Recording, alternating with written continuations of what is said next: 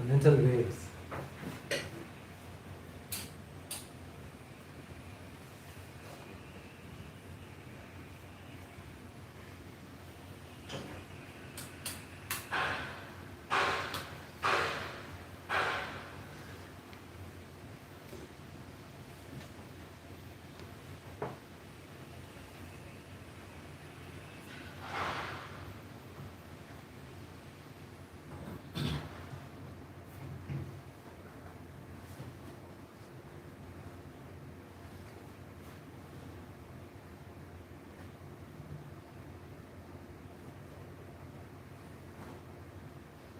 Feel relaxed.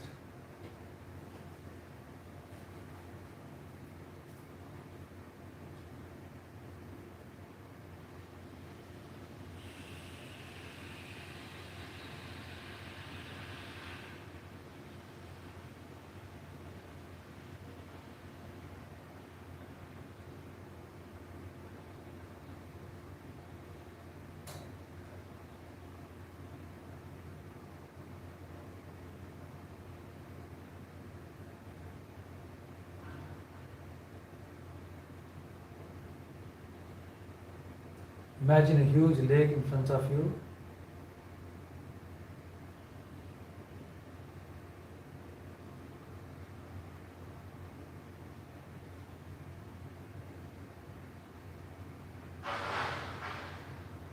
The ripples on the lake are the thought waves in your mind.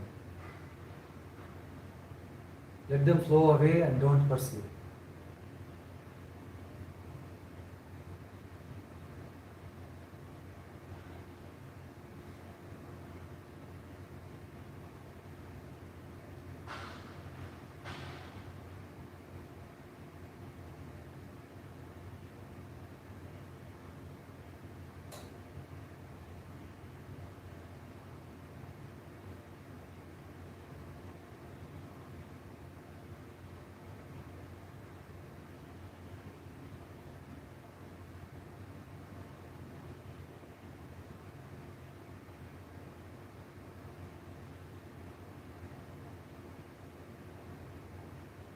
Drink steadily.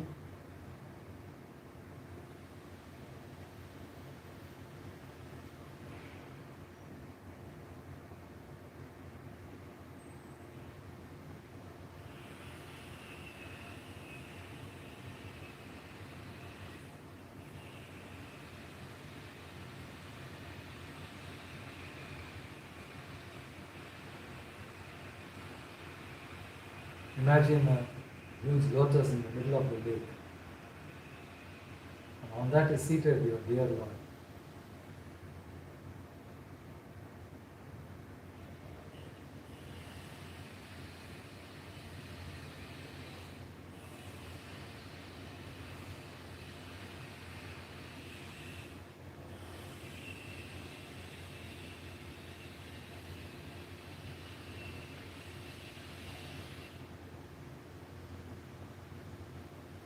The Supreme Deity is full of knowledge,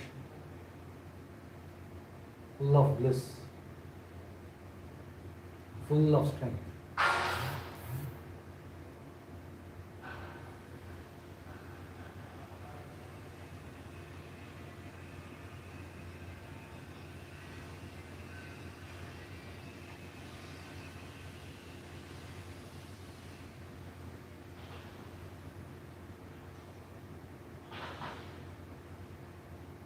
Extremely compassionate and forgiving.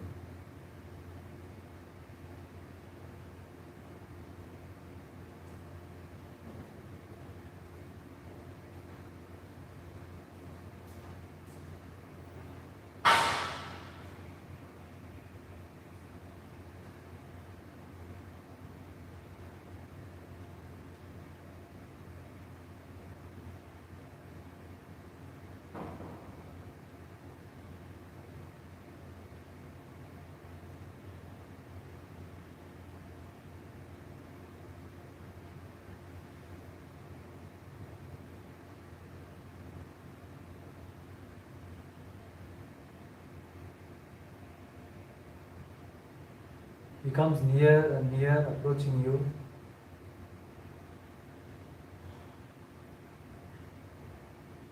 occupies the lotus of your heart.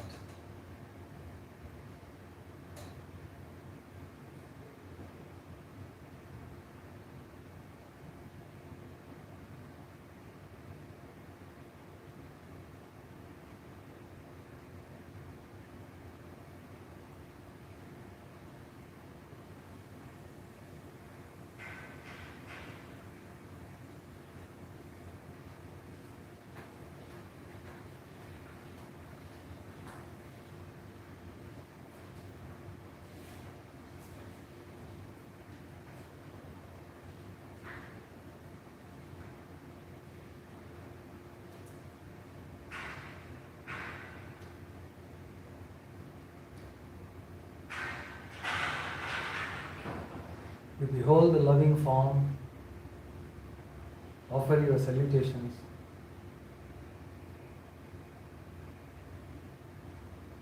and the deity blesses by touching your forehead.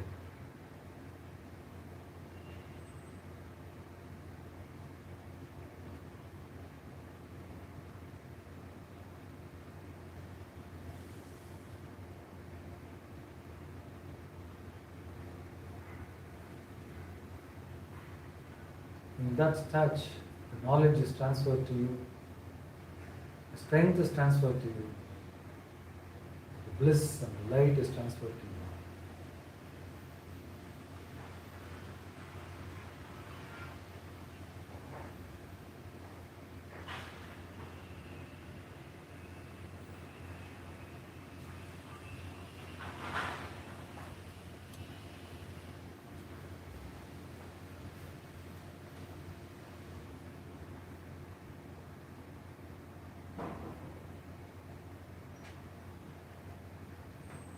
In knowledge, you are one with your deity. In bliss, you are one with the deity. And in strength, you are one with the deity.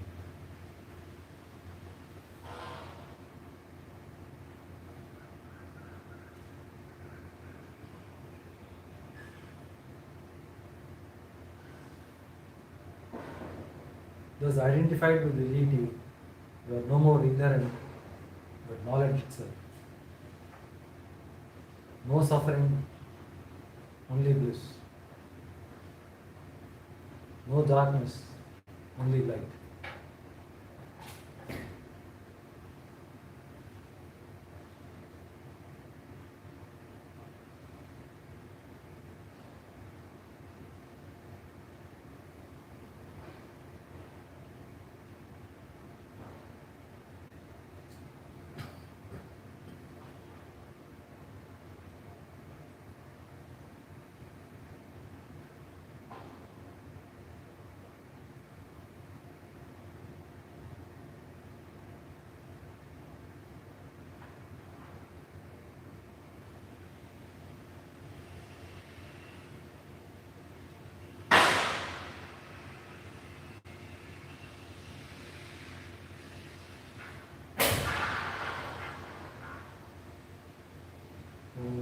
Shanti, Shanti, Shanti. Savana Bhavatu, Savano Bhunaktu, Saravyam Karavavadai, Tejasvinavadhitamastu Madhvishabhadai. Om Shanti, Shanti, Shanti. Manashri Atirajaya Vivekananda Suraye Satchit Sukha Swarupaya Samine Tapaharine Hari Om.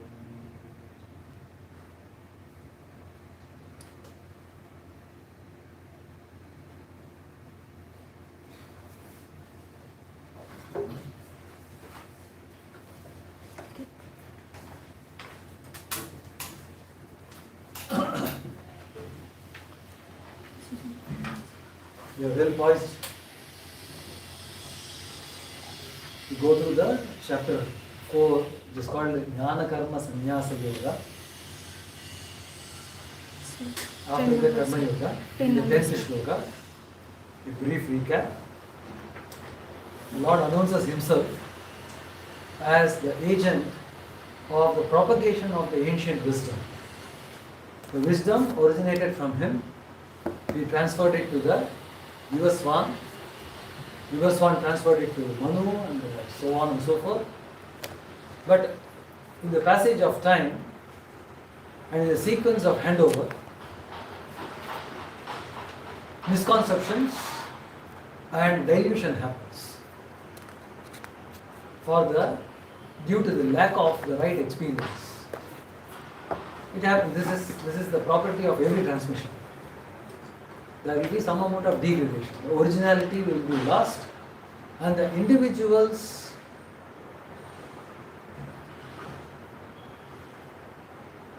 ignorance also will be colored in the transmission.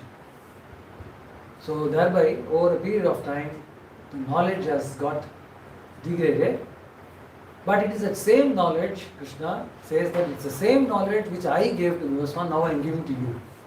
It is not the further communicated language that I am giving you, but it is the original language, the supreme knowledge which I am giving to you. The guys can take a book from here. Sir has facilitated all the members to use the book during the class. You can pass it on. So kind of you.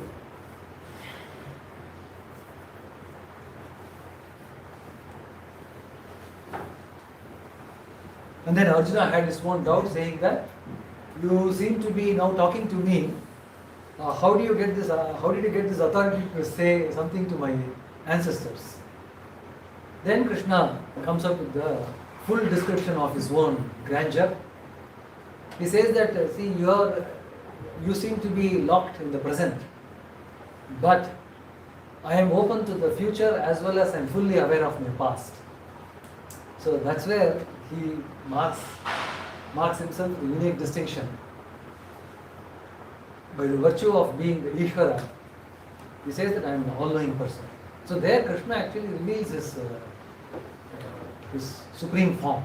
In the 4th chapter, people think that he revealed the form only in the 11th chapter, right? In Vishwarupa Darshana.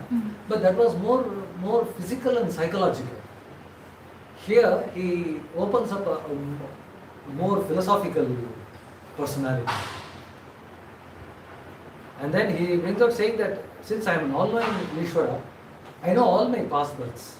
Past births means past incarnations.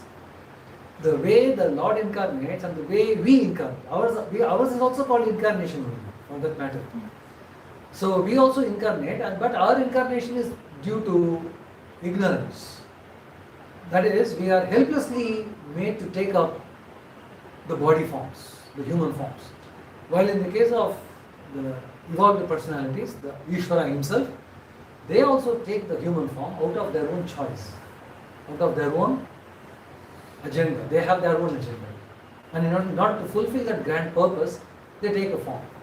It's just like, during the Durga Puja, so from Navaratri is going to start from tomorrow. So in Bengal and other places, we create the images of the deity, Durga, and then after the worship, we melt it away in the water. We dissolve it in the water. So likewise, these forms, they come with a purpose, and their forms dissolve after the purpose is fulfilled. They do it very consciously, and they are very well connected with the past. As of what was the need of the past, they have fulfilled, and the need of the present, they know how to perpetuate it with the same knowledge. So the times that went by apparently seems to be very different from the times that we are actually going through. But the human nature has not changed very much. It's pretty much the same. Only the way in which we are putting forth all our propensities, that has changed according to the various developments, so-called, various explorations, various opportunities. But essentially, the man's character has not changed. And it is very, very beautifully laid down later in the 16th chapter how there are two different kinds of forces interplay and what are the distinctive characteristics of these forces. Beautifully it comes in there, but much later towards the 16th chapter. If you guys have the patience, you can wait till then, or you can just, after the class, you can go back and read the book. So you will get a ready reckoner information. And so he says that I have passed through many lives In the Shloka 5 he says, Bahuri me vidita, Bahun, uncountable number of lives I have gone through. But all those lives I know. But you do not. You also have gone. And in fact, Arjuna, for that matter, any species, would have underwent similar such cycles of births. But then we are alpajna, meaning to say our knowledge is restricted only to the immediate present. But he is open to the both past and the future. That's why when Vivekananda, he really wanted to do something to the country, world, to the India particularly. That time, he resorts to, he was actually doing that, he was going by foot throughout India. And he had a first-hand experience of how pathetic the people lived under the dominion of those whites. So he wanted to bring succor and solace to his own brethren. But then what is the way? He is penniless, mendicant, not knowing where the next meal will come from. And he has to work out the fate of the millions, for whom his heart is now, he is rent asunder, bleeding, full of, helpless, state of helplessness. So that is not a task which we can accomplish with muscles and even money, for that matter. It requires divine intervention. As of what will be the plan of action. So he moved to the far south. That time he was in the Kanyakumari. He hoisted the small rock, sat there for 3 days and nights in deep meditation, asking for divine favor, divine help. The reason is Ishwara knows the past and the future. So logging on to that divine consciousness, we get the glimpse of the future, as well as we will know what is the path that we are. He says, I have seen the 500 years in the past and 500 years in the future. Vivekananda proclaims that. But that he was able to get not by with this so-called, the worldly knowledge. He had to resort to some divine means, which are extra-corporeal, not restricted to the body, mind and intellect.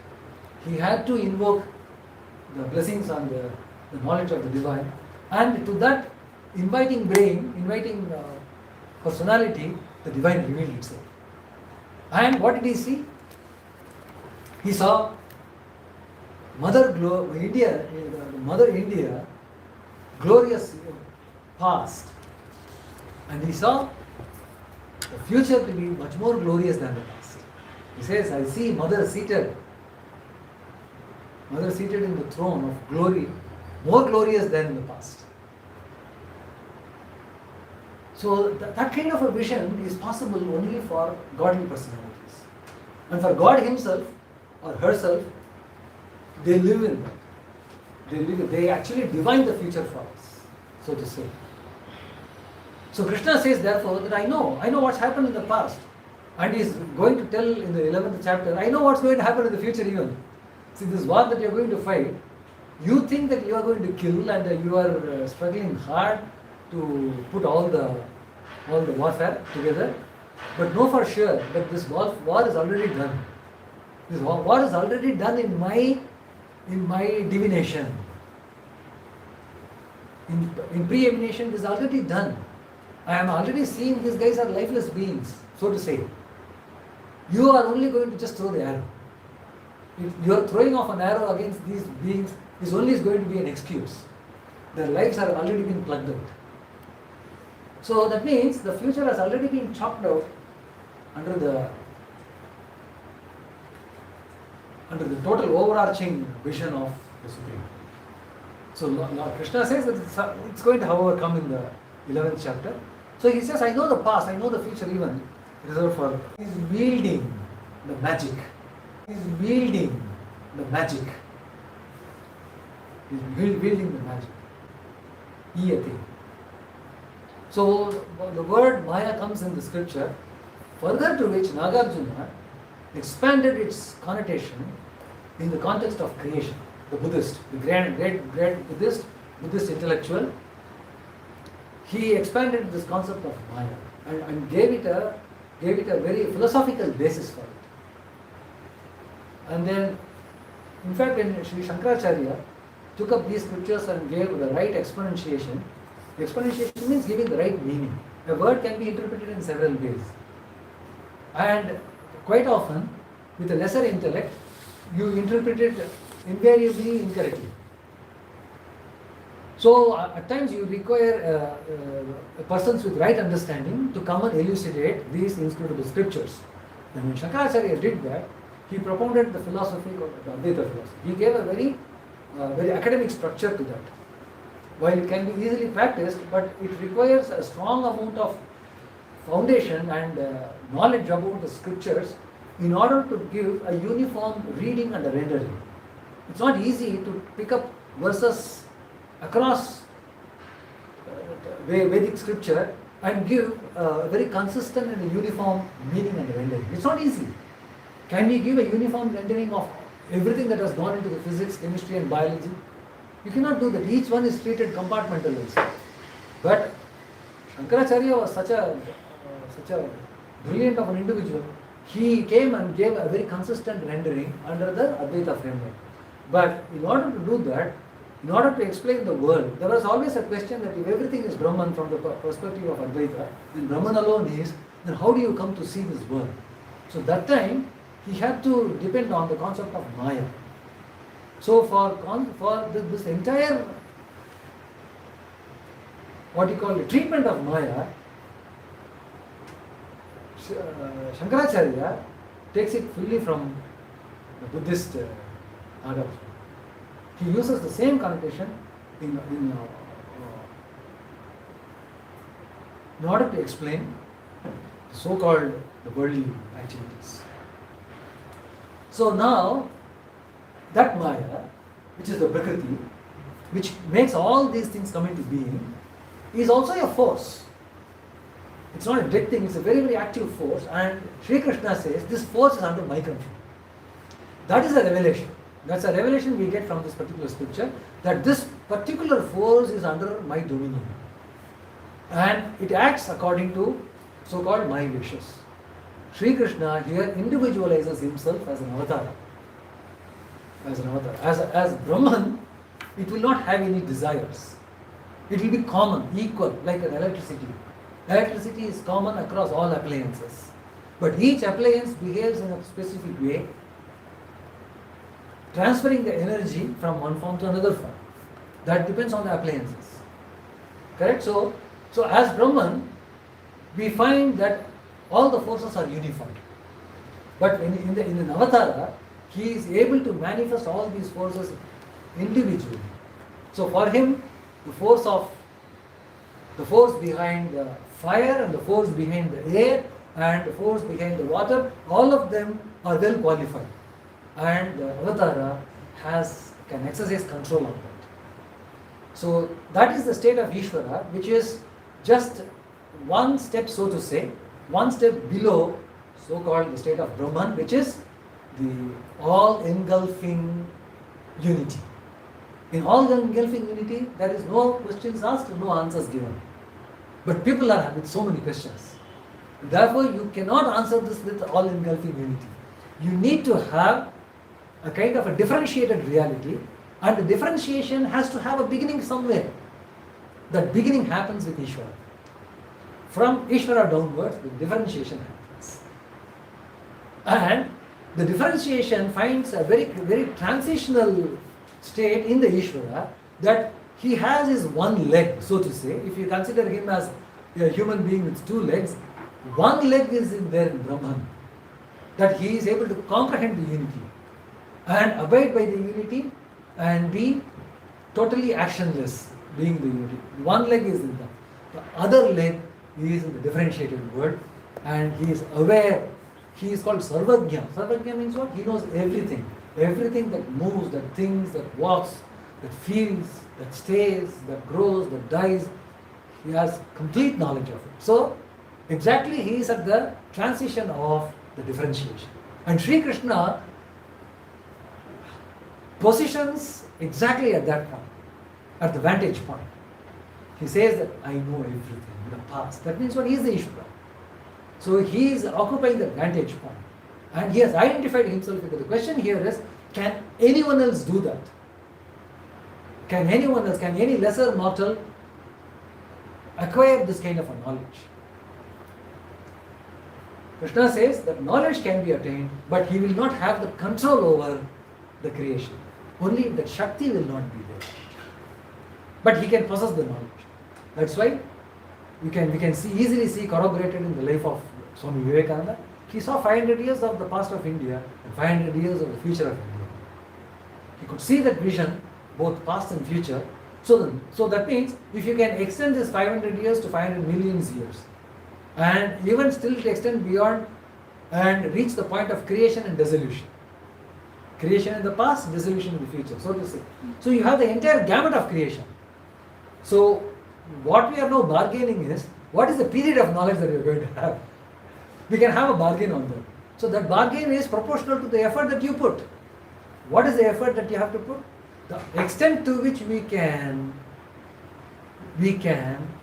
reduce your identification with body, mind and intellect, to that extent your knowledge expands. As long as you think that you are contained within this frame, our knowledge is restricted. Scripture says that you are beyond what your being defines.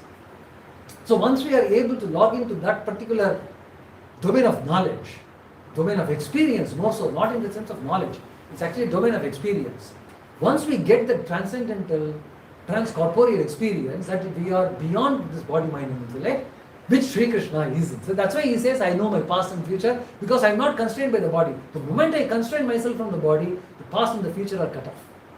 We become severely engaged with the things that are immediately at hand. We call everything as urgent. Hey, within 5 minutes it has to be done. Like our teacher comes and says, you have got 5 hours to submit your assignment.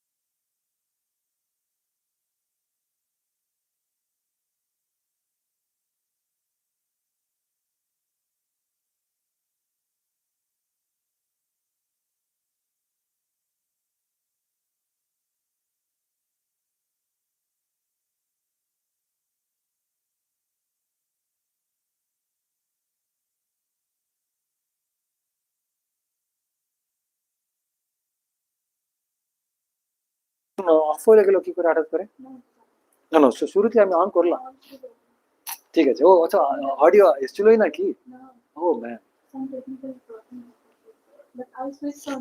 Okay great no, not issue. So where were we? Yeah. So Sri Krishna occupying the vantage point, he knows the past as well as the future. Now the question here is, Bahuri me vetitani janmani tavarjuna aham veda natvam. So that means he has also come in the past several times. People may ask the question, what was the necessity for him to come so many times? So I was just saying that during the COVID time, there was a humor. There was a humor that spread in the media, digital media. There is a guy who is sitting above the cloud with a computer. He said, sir, there is a prayer from the earth. What is the prayer from the earth? So they are stuck with the COVID pandemic. They don't know what to do. Oh, acha. So then,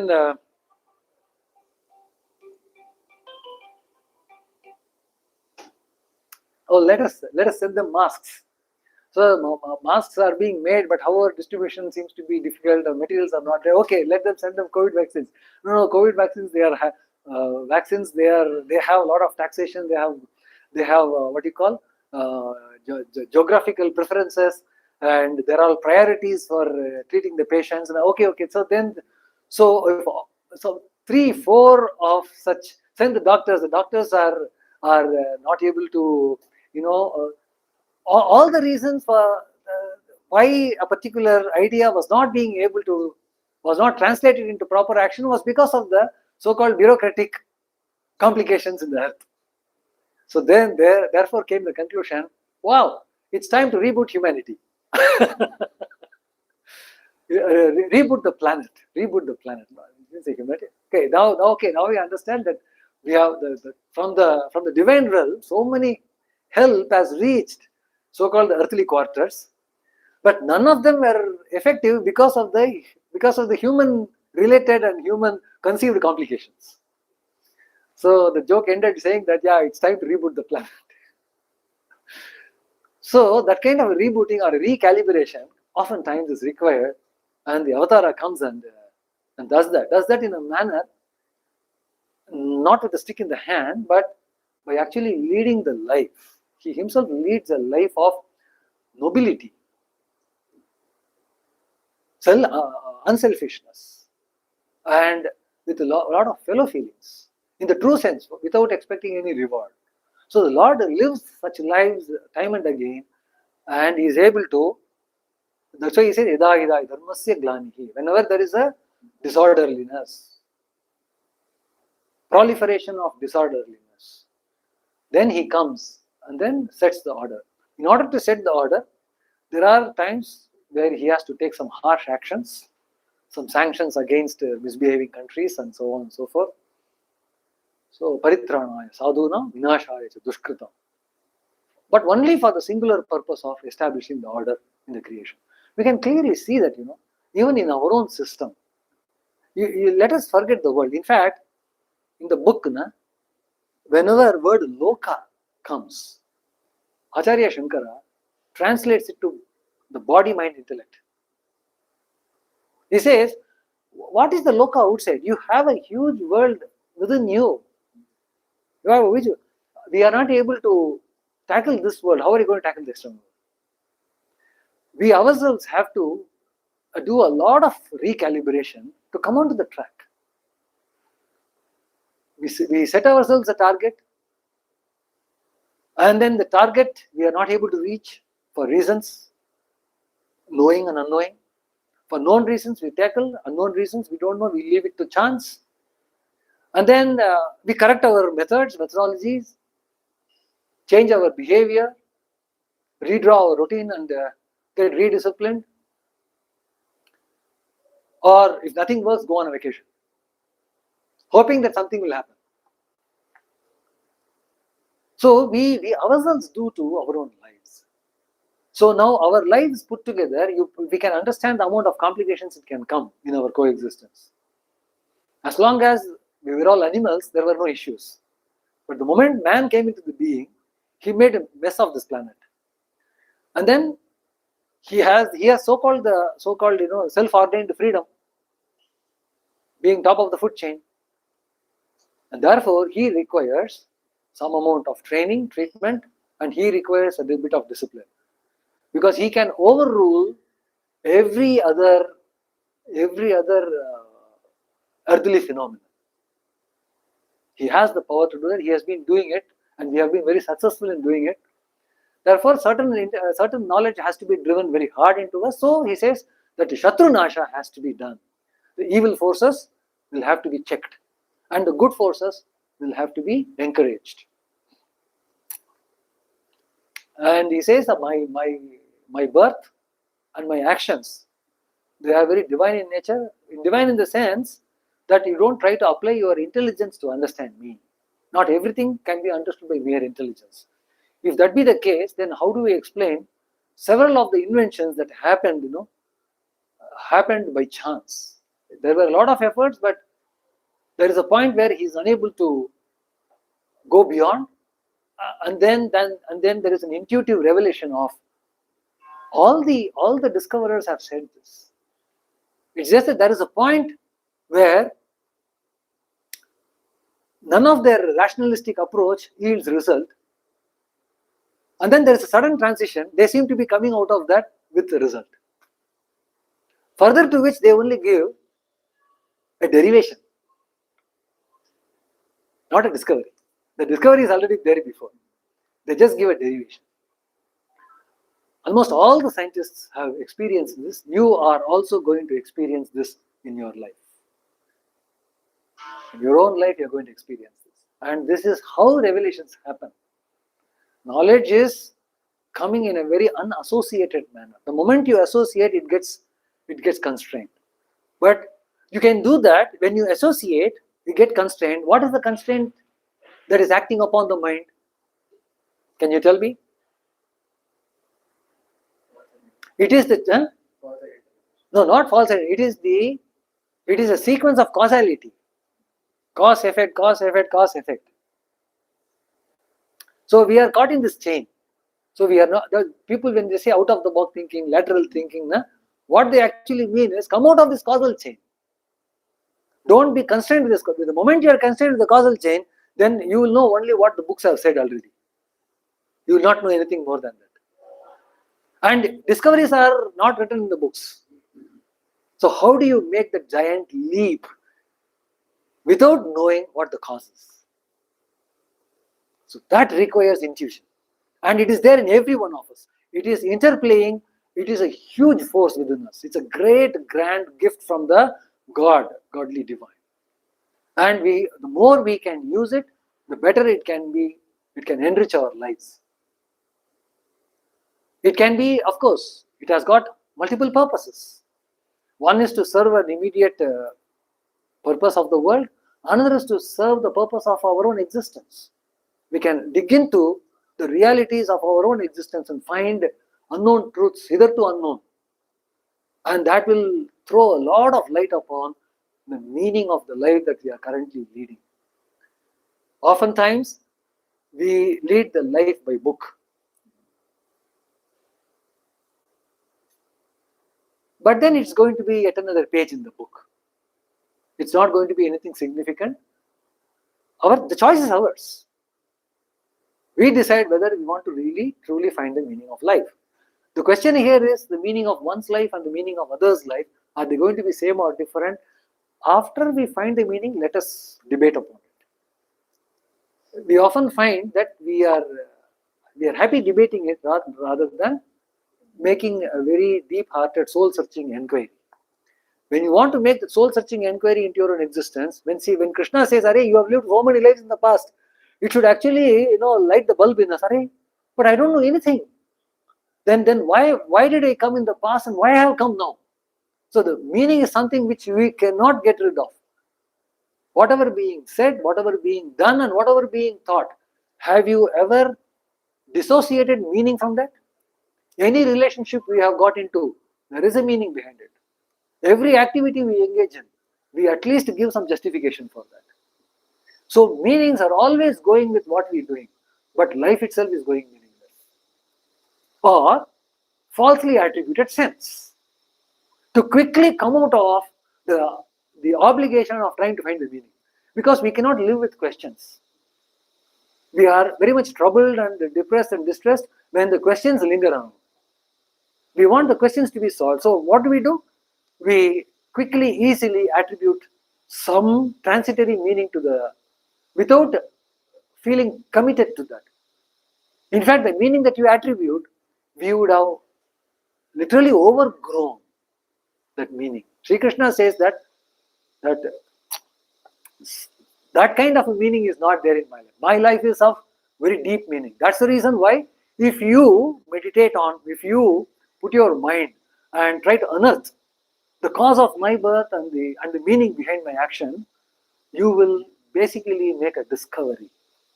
You will not get things from the book, which you can get by reading. You are going to make a huge discovery. What is the discovery? The discovery of reality. You will be discovering the reality, and what is the incentive? Everybody wants incentive for the little thing they do, right? The incentive here is that after you leave the body on that inevitable day, you will not have a future birth. Compelled by your karmic balances. So the Hindu faith strongly believes, exactly as put forth by Krishna, Bahuni Janmani. And how this Janma happens? Under compulsion. Compulsion of whatever you have done in the past. We are happy doing things in the past. Are you, if one particular question is asked to you, are you happy doing what you are doing now? You can't say no. We say yes, of course you are doing. We are happy doing what we are doing now. Certainly. We may say that from a very distant perspective, but an immediate perspective is there is some enthusiasm, there is some motivation, and there is a purpose attached with every little thing you do within this campus. Correct? So, and you have taken this decision consciously, and with some determination that you want to achieve the purpose of it. So that means what? In all these are all positive mental associations, positive associations that you want to grow, you want to manifest, you want to develop yourself, you want to achieve. Correct? These are all very positive. Now, whenever there are positive thoughts and ideas and purposes, you will have happiness. When you stay in the negative, when you stay depressed, when you stay forlorn, when you stay sorrowful, that's when you are under a clouded imagination of unhappiness. It's an imagination of unhappiness. I'm very happy that, unconsciously I use this word, imagination of unhappiness. Because man can never be unhappy. His very being is happy. Sat, Chit, Anandam, we say about describing one's own soul, right? Is Ananda Swarupa. But it is surprising that we have forgotten that Swarupa, and then, like will o' the wisp race, we are running behind trying to find happiness in little. It's okay, not a problem at all. So the summum bonum of this discussion is that now currently we being happy, you can extrapolate the same thing in the past. The past you have led, your decisions were made only on the basis of being happy and searching for happiness. It is just an extrapolation in the past. And you can extrapolate in the future also. In the future births also, you will be not very different from what you are now. It's just that it may not be IIT, it may be something else. Correct? Ananda is not for Sat-Chit. We are all Sat-Chit. We Sat, Chit, Anandam. We are all defined as Sat, Satmaya, Chinmaya, and Ananda Swarupa. Ananda Swarupa Anand. is only the body. Satchidananda Swarupa, the whole, only that eternal. Correct, absolutely. It is present at some point and it disappears. Ananda is can be used in a very temporal sense. That you take a cup of coffee or cold coffee. Cold coffee on this day will be very welcome, though it will be costly. Is cold coffee served in the campus? Where? In our canteen? Okay. So it will be nice to have a cold coffee, and you feel happy about having it, right?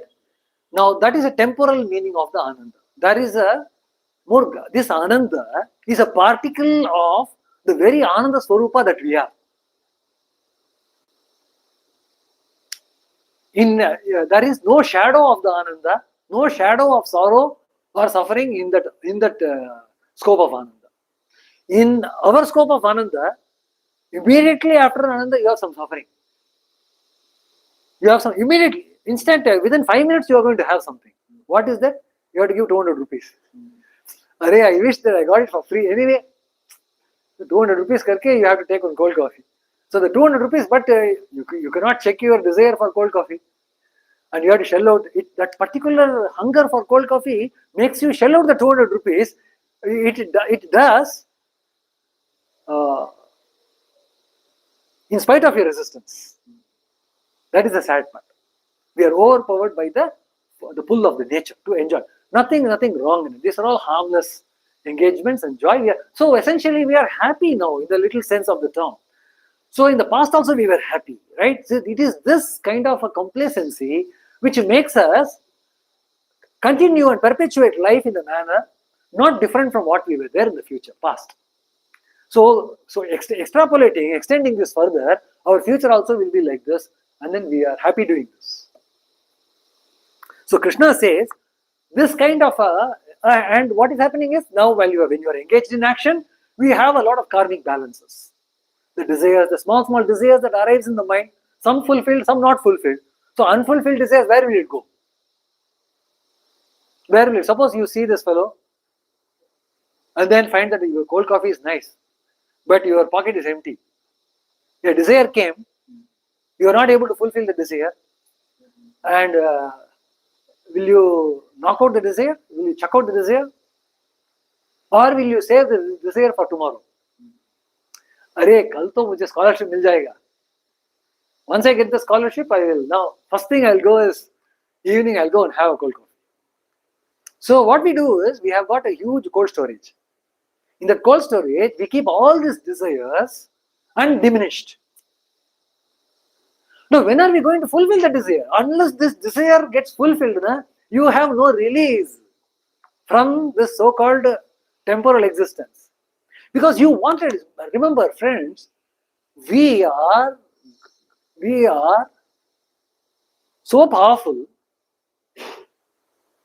that we choose to live this way. It is our choice. Because it is our choice, the Lord blesses, saying that, okay, be it so. Since it is your choice, let that be so. And we are living by our choice this way. And the desires that are there in the cold storage, it is our choice that we want to materialize them. If you have such a desire, how is it that you can relieve yourself from the future births? Then who will take care of this cold storage? Who is going to take care of this balance, karma? So somebody has to know there are what is called as pent up forces that are stored. Now it's like small little bombs. They are going to burst someday. Correct? It has to burst. It has to manifest, and it has to bring out the energy that are contained within. And in order to do that, it requires a corporeal being, and the corporeal being is you and I. And these are called like vasana bija. Vasanas, absolutely. Vasana bija. These are the vasanas. Sanskaras are the vasanas. So karma vasanas, jnana vasana, there are two types of. Now this karma vasana is going to give us a future birth. You may say helpless. We are helplessly being made to be born on the planet repeatedly after death. But I want to change the language. I tell that I choose to live like that. It's my desire. I have to now exercise my ownership.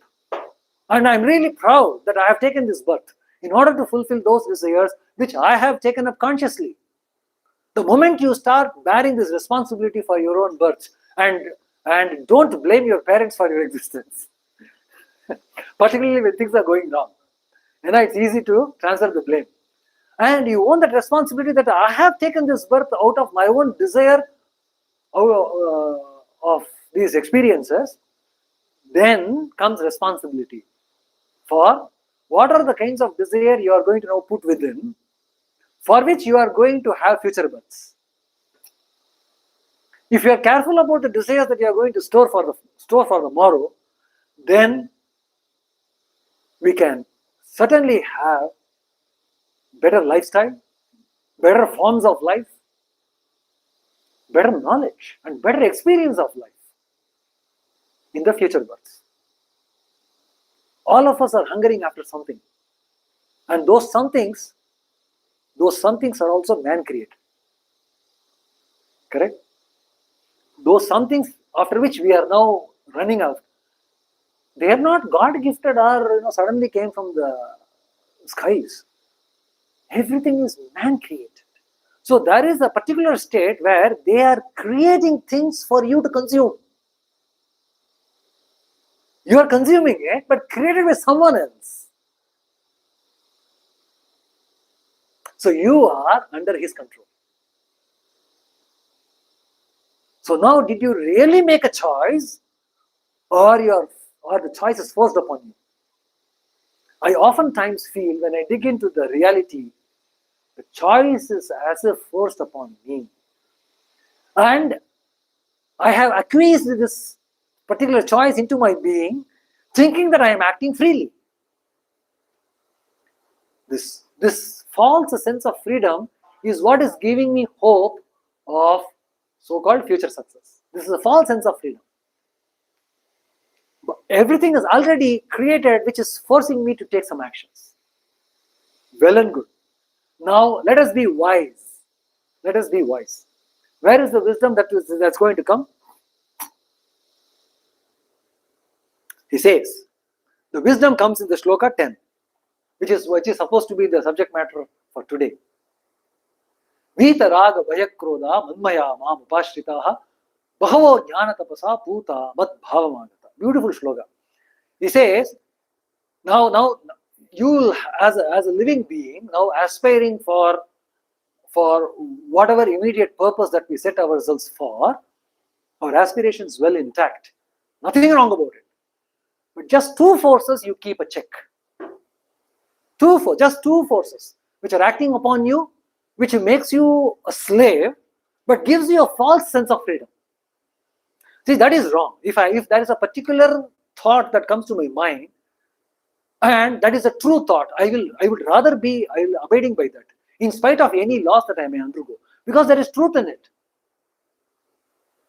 Correct? I cannot pamper myself in falsity. So here Krishna says here that raga, which is inordinate attachment. Attachment is necessary, but inordinate attachment is not correct. Raga, bhaya. Bhaya means fear. Fear of what? Fear of losing your individuality. I have considered myself as a statistician. Assume.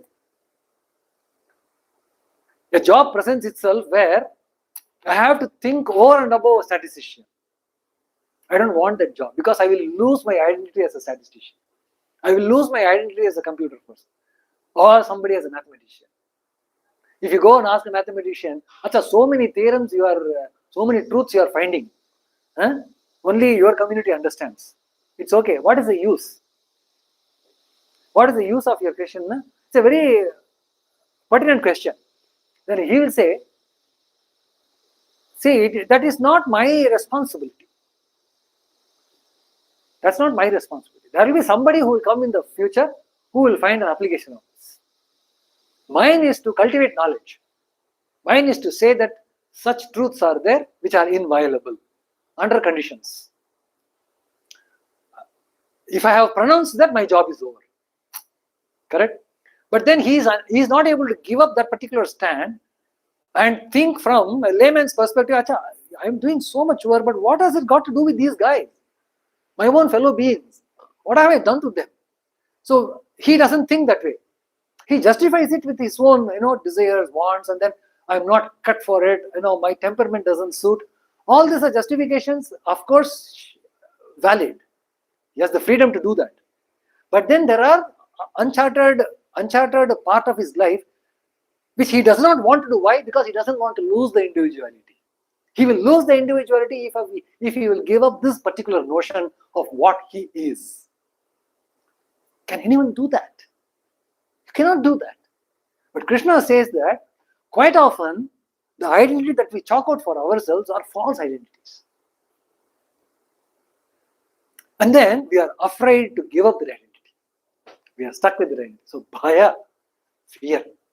Then krodha.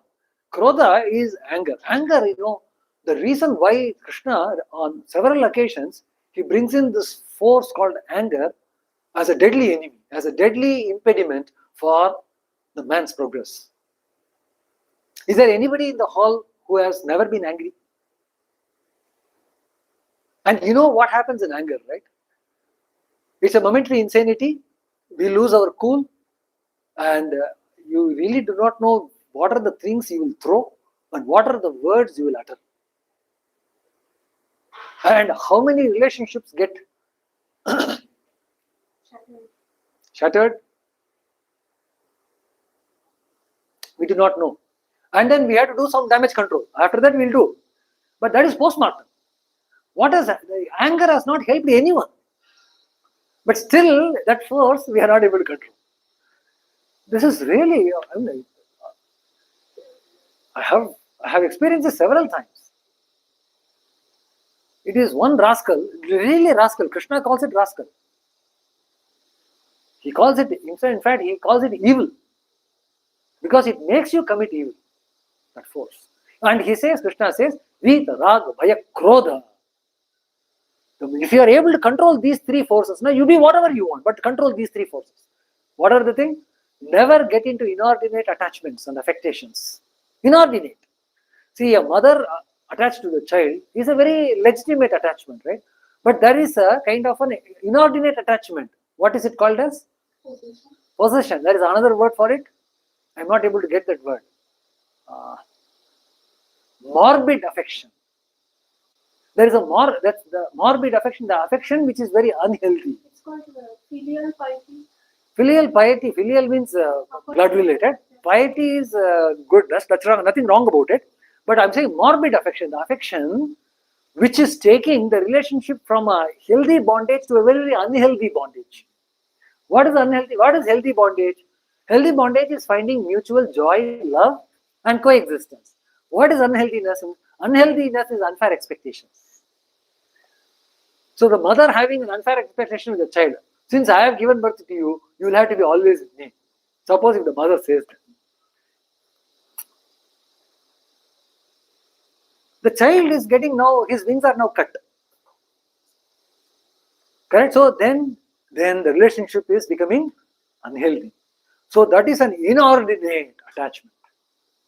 So raga is correct to some extent, where the mother tends to the child, where there is mutual growth. But then the same attachment, when it becomes possessive, morbidity sets in.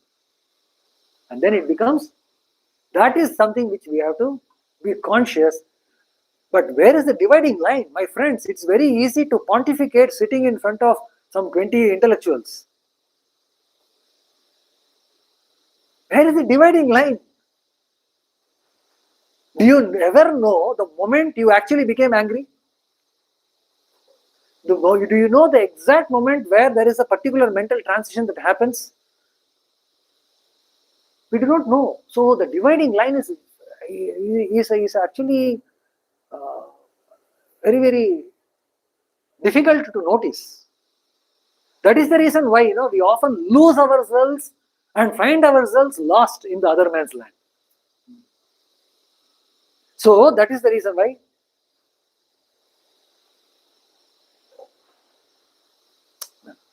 I have it.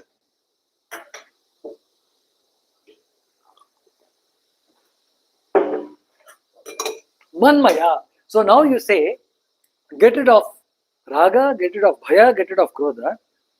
But this is what is called as the negatives, getting rid of the negatives. But you need some positives also, right? If a train is climbing, is scaling some altitude, the time earlier generation we had two engines, one at the front and one at the back. The back engine is called the braking engine. It will not allow the entire thing to that it will basically defy the gravity. It will try to defy the gravity so that it will be static. If you defy gravity, it will become static. Correct? Now the front engine will have sufficient amount of energy and hope to pull the train now. Otherwise, stopping the activity of gravity as well as pulling will be the burden of the first engine. So that's the reason why we will keep engine on both sides. So one will stop the decline and it will nullify the gravity, and then the front engine is relieved of this particular responsibility and it will put adequate amount of energy to now pull the whole thing. So likewise, raga, bhaya, krodha are the getting rid of it, getting rid of the negatives. This is the back engine. Once you have done this back engine, your vehicle is now static. Now you will have to make it go forward. In order to do that, you have to put a front engine. Now what is the front engine? Krishna says, Manmaya, Mam Upashrita. You put your mind on me. You meditate on me, you think about me. Janma Karma Chanedi, he has already given the hint that you meditate upon my own life, my actions, the purpose, my divine life. Now when you do that, Manmaya, then what happens is that in your intellect, in your mind, holy thoughts will arise. Harmonious thoughts will arise. thoughts which will lead to peaceful coexistence in humanity will arise. There will be a lot of blood pressure and sugar controlled. Your liver and kidney will be getting true rest. You know the amount of stress these two unfortunate organs. If at all I want to be born again as an organ, never it will be kidney or liver. Those two fellows are being tortured.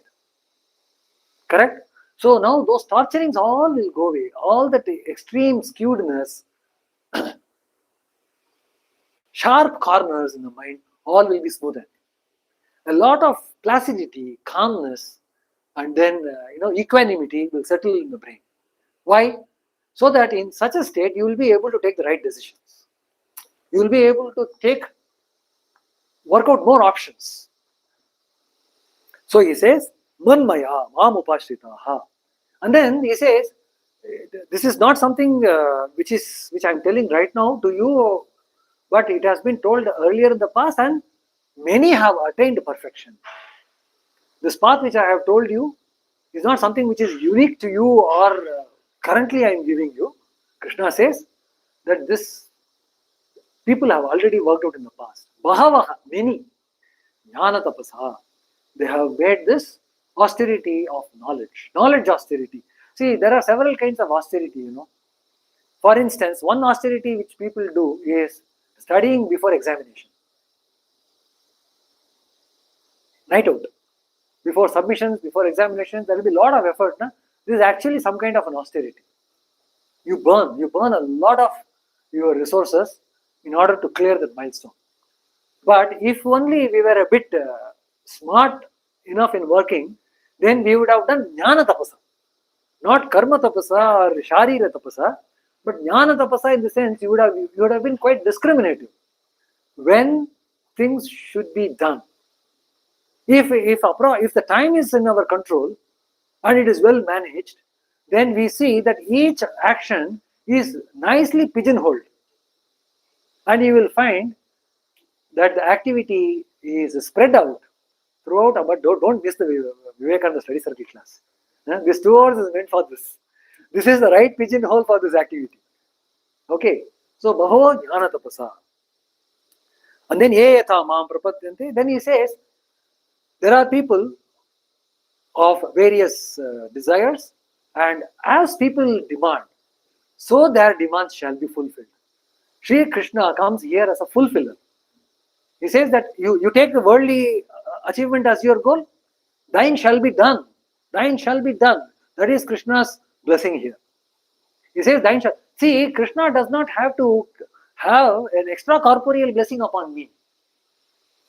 Actually, this blessing is superfluous. You know why? Because I am using the same power of Krishna in the world of action. It's not something else I am using and expecting Krishna to do the damage control and gift me with all the pleasurables. It's not something that his blessing is going to act outside the purview of my activity. The blessing of the God is intrinsic in the purview of the activity. The reason is, the moment my mind is established in divinity, all your actions will be inspired by the divinity. It will naturally have the blessing of the divinity. So it is superfluous to say that, but however Krishna makes that statement, it's nice for us. We are always happy knowing that I have a big brother whose blessing is upon me. We want that. We want that kind of a psychological support. So Shri Krishna says that, yeah, I will be the psychological support to you, but I am actually getting that done sitting in your own heart. Because of my intrinsic existence among the so-called human existence, among the existence in general. And leading such a life in the Manushya Loka, in this particular Loka, in the planet, earthly planet, he says that people can emancipate, can develop much easier. People actually, there is an opinion, and to some extent, Shastras are vehemently, sound about it. That is, there are other lokas also. It's just not only this Manushya Loka, we have other lokas also. So somebody asks the question that in another loka will the same rule applies. And similar striving applies. So Krishna comes and clarifies this point, saying that whether lokas are there or not is debatable, but in Manushya Loka, this formula will quickly yield result. Will yield quick result. Not this will quickly yield result. For quick results in the planet, this particular formula works. What is the formula?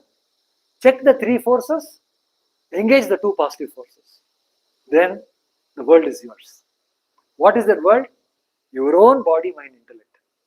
Not the cold coffee in the. Still, I have to give 200 rupees to purchase that. Right? But your own body, mind, intellect, which is your world, that world will be yours. It will listen to you. Do you think that your body, mind, intellect listens to you? Certainly not in my case. Even though it will be a blasphemy for a monk to say this. But there's nothing to hide. No, these are all something. See, this is what's called collective striving. I learn from others, others learn from me also. So it's not that everything is under my control. The moment everything comes under my control, then I will be a siddha, a man who is accomplished. But however, there are gradations. There are a lot of gradations. And he says that now when you talk of the Manushya Loka and the desires that govern the human activity, Krishna says that there are different kinds of beings. Not that everybody will be desiring for the same thing. So he says that there is an intrinsic differences in the people's choice. And that is governed by, it is characterized by their, what is called as their, the quality that they contain within themselves and the kind of activity they are engaging in. So the quality, guna, and karma, which is activity. Now, based on guna and karma, the humanity gets divided into categories. 4 predominant. You can have 40 also, but it's only that it will be difficult to classify and control. They're like our, our list of castes in the Tamil Nadu list. You have 400, 500. Castes will be there, each one having their own demands and queries. See, any government which comes will have to now cater to and respect these caste classifications. See, imagine the amount of burden our bureaucracy has to now face, or Politburo needs to face. So, nevertheless, we are happy doing that. As long as we are happy doing that, no issues. So, Krishna reduces that 400 to just 4. He says there are 4 broad categories. And why these categories came into existence? He says that it's based on the psychology of the individual. It is not something which is tagged upon psychology of the individual. Somebody are really very intelligent. They are knowledge oriented. They want to cultivate garner knowledge. Somebody are very rajasic and then they have this so-called tendency to protect people and then justice, to live life for justice. Correct? So that's a different temperament altogether. Not everybody can really fight for justice. So there are somebody who are really game for it. And then some guys, they know how to make wealth. They know how to prosper. They know how to proflagrate the wealth and resources. And there are some people who are well abiding, who are happy carrying out orders and taking things. And then you can clearly see, right? So how many entrepreneurs are there in my own vicinity? I myself was never an entrepreneur. See, I also went for a job particularly. So entrepreneurs are a different kind of a being than the persons who are following the line. So this is different, totally different temperament. Nothing great, nothing small. It's not based on something big or something desirable or undesirable. Nothing on that basis. It's just that the human minds are variegated. Just that, and Sri Krishna says that this variegation in the human psychology is something which is divine ordained. What does divine ordination mean? Divine ordination does not mean that it is something like a magic wand being done and suddenly things come into existence which was not there before. It should not be understood. Divine ordination, wherever, in whichever book, whichever shastra you read, whenever you see the word divine ordination, there's only one sense you should make out of it. What is it? It is something which you should not investigate. It is beyond the human intellect. That is the only sense that is applicable to us.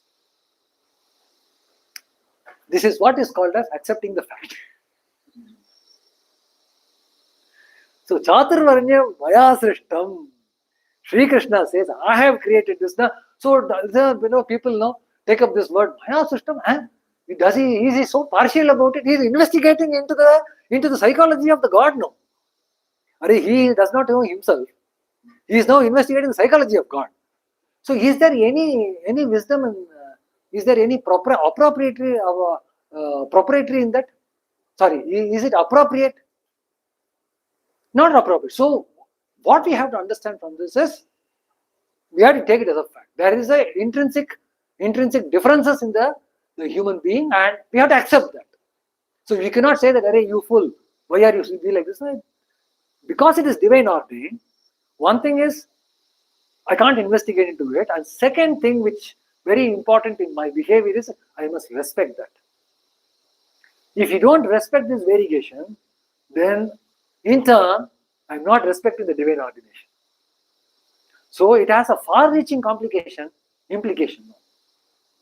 So there is somebody in this entire creation whom we should feel obliged to. We should feel obliged to. And it is better if it is God.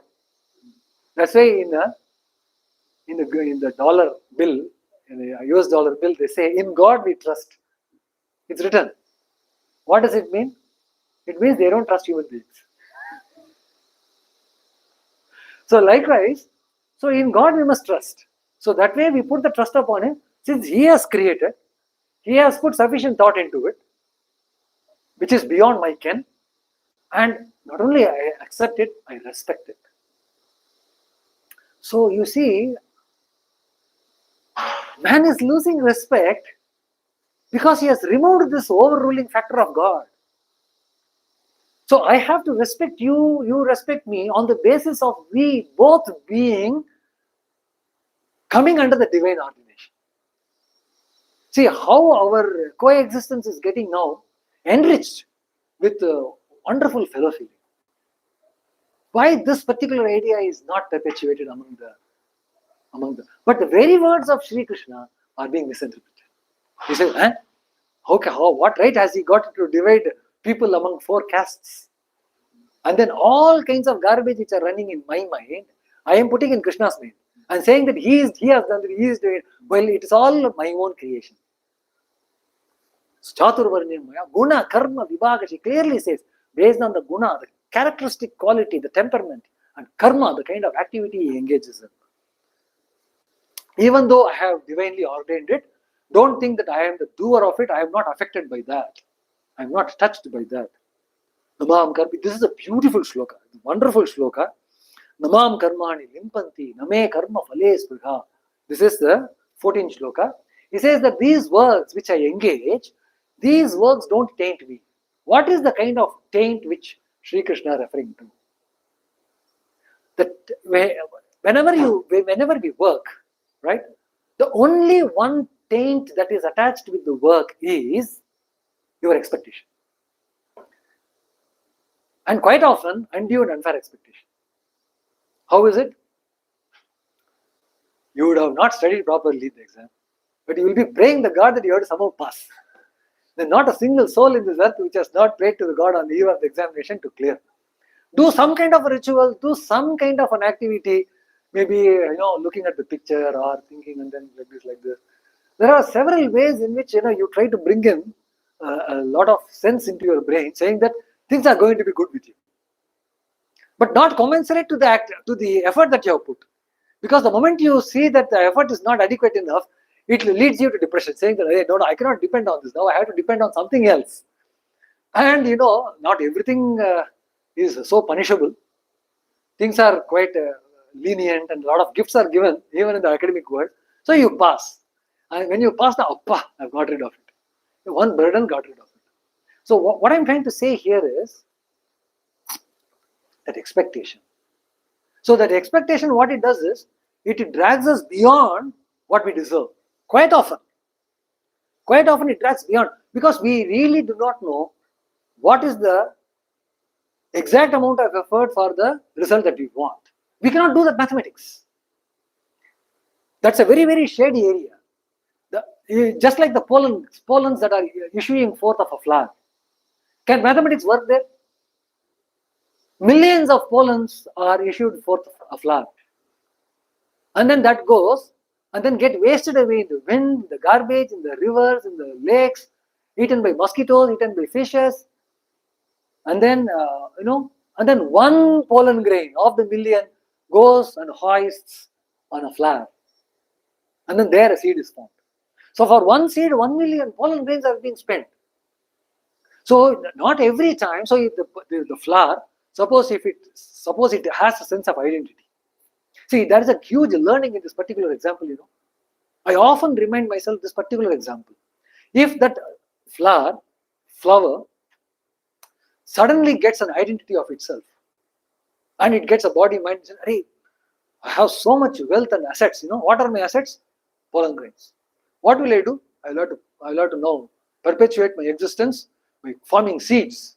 So how do? I have to throw the pollen grains. No, throwing is not 1 million pollen. How will I simply throw? I will find some flower here and there and then just spit out one. And then spit out two here, spit out three here. None of them will hide on. Out of the 1 million, one comes. Correct? So the attachment, the moment it gets attached to the pollen grain, its generation starts. So if I want to grow, I must not be attached to the thing that I am doing. What does attached mean here? It simply means you don't have the right over the fruits. See, whatever action we do, it has got some benefit, some reaction, something positive, something negative also for that matter. Everything is there. But then I should not claim my right over it. So the pollen grain is now claiming the right, the flower is claiming the right over the pollen. It's me who created these pollens. Out of my own blooming forth, these pollens have come forth. And now, therefore, I have the right over which flower will receive which pollen grain. And then it will send out one tuck. It's about to hoist on the flower. That time a gush of wind takes it and I lost the target. And then Bindra will come. He will take the help of Bindra to, Abhinav Bindra. He is a shooter, right? So that flower will have to acquire the Bindra traits of shooting directly into the other flower. So what I'm trying to say is we make the life complicated by having unfair expectation of whatever little we do.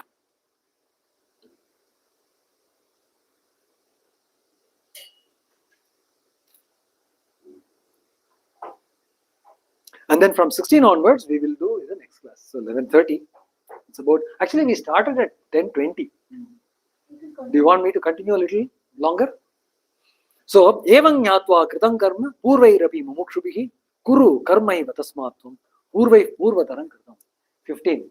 So, Sri Krishna, Shankaracharya beautifully says in this particular shloka, he says, purvataram kritam. Krishna says, see, in the past also people have done the way I have prescribed. So why don't you also do? It's like cajoling the child and giving past references. See, Krishna could have said upon the authority, I have said you do it. So that would have been, people would have doubted that why Lord is indoctrinating this on me. The human mind, he understood the human complications. Because it is his own power which is interplaying within the human being. So he knows the nature of the power. Never things can be forced upon the human mind. So he says that whatever I have given you, see, you do it, but don't think that I am pushing it in you. This was already a time tested and people have achieved success in this. These are what is called as sharing the best practices. Best practices sharing, friends, is something which is very, very useful. Extremely useful. You know how many researchers has spent many millions on failed experiments. Correct? And invented a particular nice little gadget. And now further to which, do you do a research to find the gadget or you do production to get the gadget? We do productions. And do you think the energy that is spent before and the energy that will be spent later, they cannot come, we cannot compare them. It's much less later. When the gadget wasn't there itself, a huge amount of resources has been spent. So we don't reinvent, that's called reinventing the wheel, right? So best practices are something where you don't have to reinvent the wheel. and you have ready-made solution. Vita, Raga, Bhaya, Krodha, Manmaya, Mam, Upashrita, 5. These 5 solutions Krishna repeatedly says in multiple strains and in multiple modes and with multiple emphasis. Sometimes cajoling, sometimes threatening, sometimes cross-referring like this. Hey, in the past also people have got, they have achieved. So you also do it. You can also, so that means you can also do it. Yeah. Yeah, by the way, yeah, since you have been so long, there is something which I can share with you. Just a minute. So we give to all the. I just wanted someone airport. Yeah, welcome. Sure. So, Since there will be no class in the next week, so can we continue up to some? say 12, up to 12 we can go. Up to 12? Up to 12 we can go. So King Karma, this is a very beautiful shloka. 16th shloka, he says, karma means action, right? Akarma means inaction. Now guys, you are sitting here, right? So are you engaged in some action? Listening is an action, right? Fantastic. So now what is inaction, according to you? Not paying heed to you. Not paying heed to the lecturer. So that means you are listening something else. What is action we typically understand? There is a body, mind, intellect involvement. And we are conscious about it. The moment you are conscious about it, you have identified action. So karma, this is our definition, okay? Now I am trying to understand our definition. Now Krishna says, akarma is also there. There is an inaction also. What is inaction? According to our own understanding. You want to do something but we restrain from Want to do but restrain from it, but you will be doing something else at that time. By restraining yourself, are you engaged in something else? See, restrain is not doing something or not doing that particular thing. But that doesn't say that you are idle. If we're saying action is when I'm conscious of doing it, then maybe something which we're doing somehow without being conscious of it and shutdown that will happen. Yeah. Something along those lines. So what we can possibly say is, when we do certain things with a purpose, that is action. When we do something without purpose, then in our sense it is inaction, in our common temporal sense. Say for instance, somebody is sitting here and then, say playing book cricket. And then somebody, hey, why are you idling your time? People say, why are you idling? Why idling? The word idling is actually inaction. Idle means what? An idle engine. An engine, if it is idle, you know what it's doing, right?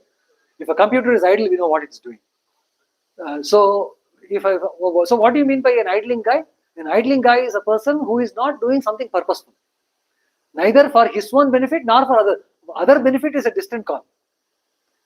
It doesn't even serve any deeper purpose for his own self. So if you are engaging in action which doesn't serve your purpose, that is inaction. In a common sense. So for example, you are sleeping. Sleeping is definitely inaction in every sense of the term. There is no activity at all, zero activity. There is no consciousness, apparently. Correct? So that is clearly a state of idle. So I am now ignoring that. Minus that, do we have any other states of inaction? So I would like to look upon inaction in this manner, that something which is done purposely, purposelessly, then that will be called an idle state or an inactivity state. Sri Krishna has a different take on this entire subject. He says, so what is action, what is inaction? He says even the wise people, they are confused about it. Kavayopyatra mohitaha. This is 16. 16 says people are confused about discerning the differences between action and inaction. So,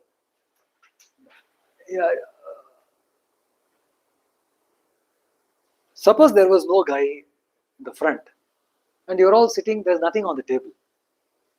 There's nothing on the table, you're all sitting, but maybe waiting for the teacher to come. That time somebody tells the security, hey, go check this, is 124, eh? 134. 134. Hey, go to KCB 134 and check what the guys are doing. Check what the guys are doing. So the security comes, takes a peek. Sir, they're not doing anything. वो लोग कुछ नहीं कर रहे. He goes and tells that they're not doing anything. Literally, you're not doing anything, right? You're all idle. So what is his perspective of doing? Maybe shaking hands or running, jumping, meddling, and then maybe banging or talking. Even talking also, you may say that they may say. So if you guys are literally static and not externally active, then they will say that he is not doing any action. Correct? So but your mind, that mind is not idle. Your body may be idling, but your mind is not idle. So if your body being idle and mind not being idle, will it be called inaction or action? That will be the next level of investigation. So he says, Krishna says, what is action to be understood well, to be instructed or understood? What is inaction to be understood? And what is prohibited action? What should not be done? Vikarma. Karma, vikarma, akarma. Action, prohibited action, and inaction. These three needs to be explained. You see, with regards to the fruit of an action, you may say that the action is committed. If there is a particular result that is coming, then we know that the action has happened. Correct? You do an action, and then the action produces a result. You could take an axe and then dig the ground. By the act of digging the ground, you see that a pit is formed. Now there is a definite result. So all of us know, all of us will tell that there is action in it. Correct? Krishna has a different take on this. Krishna has a different take on this. Really, this is a very, very important shloka, and it requires a proper understanding. He says, that is the commonsensical definition. For commonsensical definition, you don't have to go to scriptures. You have to go to scriptures for getting insights. That's when Sri Krishna, Swami Vivekananda, in his lecture on what is work, there is a lecture on what is work. The very first passage defines the term work. Even in physics also, this definition applies. No, what is work? What is work? So he defines work there. And in physics, how is it defined? Force times displacement. Correct. Or directed towards. Directed towards displacement. That's right. Essentially, it is energy. Correct? So energy is manifested. So when energy is manifested, then the work comes into existence. But energy is manifested has a directional content in it, directional component in it. There is no work done in an orthogonal direction. Correct? That's how the physics looks at it. Now, how does philosophy look at it? What is work? A work is something. There is an action. Whenever there is an action, the karma comes into play. What does this karma do? This karma brings out a result. Where? On the external world. Only it also brings a result in the internal world. It brings a change in the person who is engaging in work. There is a change in the personality of the individual in every action he he undertakes. What is the changed personality? For that matter, what is personality itself? Personality is nothing but all the accumulated tendencies of the human being. All the accumulated tendencies. And those tendencies are created by action and inaction and prohibited action. So those tendencies, either new tendencies are created or the old tendencies are strengthened. Every time you go and have a cup of cold coffee, your desire for having the cold coffee, is it increased or reduced? It increases. Because that pulls you again after some time later. It never reduces. If it is reduced, you will find quite often desires reduce. But it does not get reduced in the sense of it has diminishing returns. So what we do is we transmute that desire to something else. There is a transmutation of desire. Instead of desiring for lozenges, now we will desire for chocolates, which is a higher grade of lozenges. Lozenge is nothing but a sugary thing, candies. So earlier we had the desire for those candies, but now that desire got matured and desiring for chocolates, cocoa chocolates. Correct? So the transmutation happens, but that means the object gets changed. So now this is also karma. The deposits within your own consciousness happening as a consequence of you engaging in karma. Those deposits are also called karma. So karma is action as well as deposits. So now, when you are digging the earth, now you will have some of your personality tampered because of this action, because it gives out a lot of subjectivity in your action. It gives a lot of subjectivity in your action. Maybe while you are doing the digging, you may think that, why I am working like a drudge? I should have been assisted by 2 other persons, and now they are absent. And as a result of which, the entire burden has fallen upon my shoulders, and I will have to do this hard toiling. So you fret and fume while toiling. So what has happened? The method by which you are engaging in action has skewed up and rather screwed up your personality. So the anger in you, the disappointment within you, the distaste within you, they are now getting strengthened. Yes or no? So our qualities are getting strengthened by our engaging in action, by the way we are engaging in action. Whether you did really the tilling or not is different. But ultimately, my personality has changed. So even while committing yourself into action, we have to be conscious about our personality, how we are engaging in action, because there is a feedback system, feedback getting into my own system, which is strengthening my own beliefs and disbeliefs, my own affectations and my own aversions, my own preferences and then my own choices. It is strengthening that, and that is creating a new Dhyana Gamyananda. Before the lecture and after the lecture, I am a new Dhyana Gamyananda. And every action in an imperceptible manner is making these tiny little changes within your own being. And all of a sudden you say that you are matured, you are something, you are little thing, you are big thing. We call ourselves big names. But all the changes have happened in a manner we are not able to distinguish one from the other. But it has made it.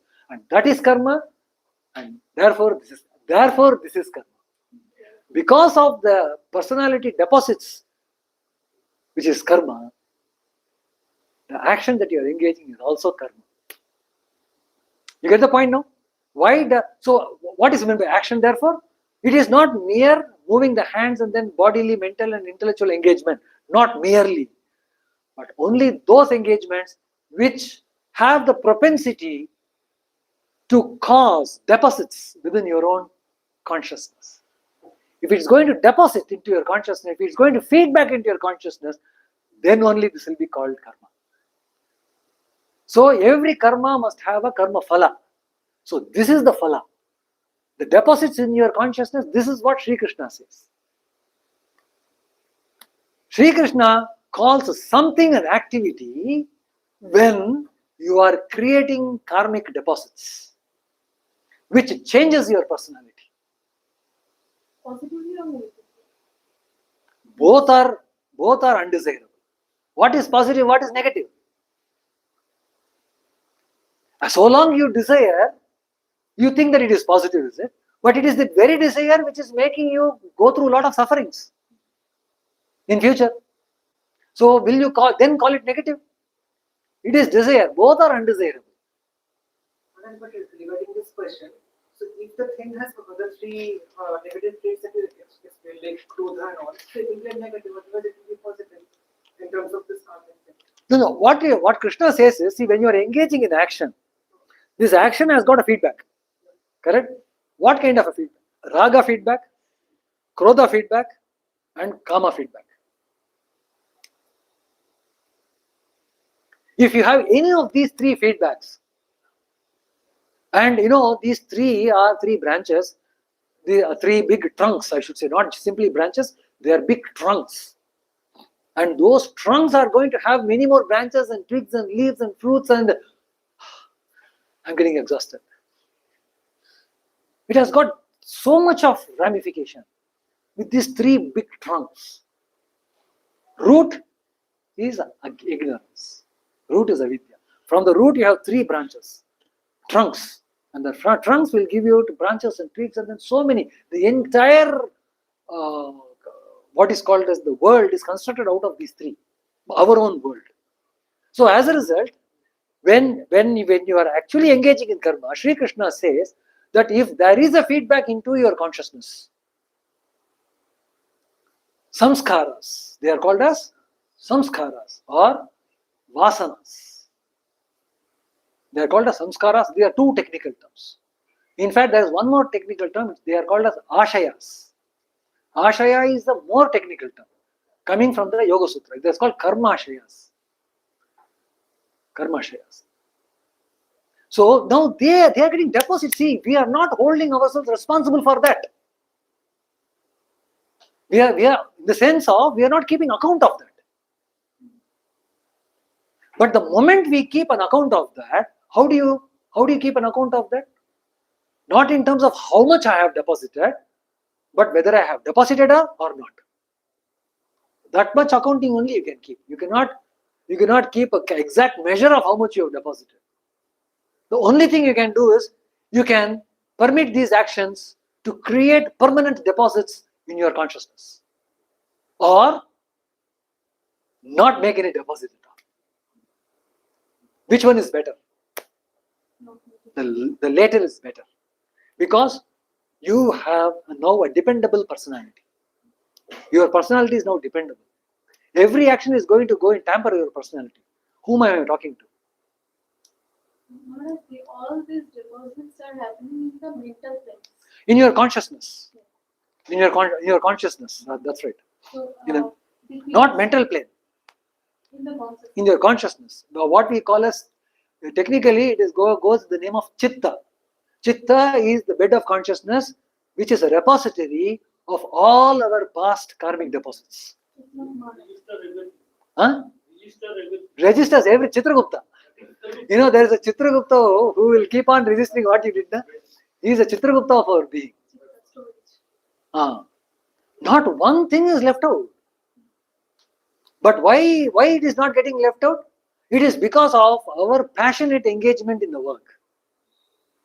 We are having that raga, we are having dvesha, we are having that kind of the string is attached with whatever we do. So along that string, there is a feedback, and then your chitta gets loaded with very many unwanted things. But then this deposit will always be negative. No, it's not the question. See, that's why I told madam that positive does not remain positive always. So what is negative, therefore? You say positive, no, but after 2 hours you will say that is negative. Your desire to go and have a cup of cold coffee, is it a positive desire or negative desire? and after that you get choke your throat and then you fall sick. Then was it a positive desire or negative desire? So you desired, and then there is an outcome of the desire.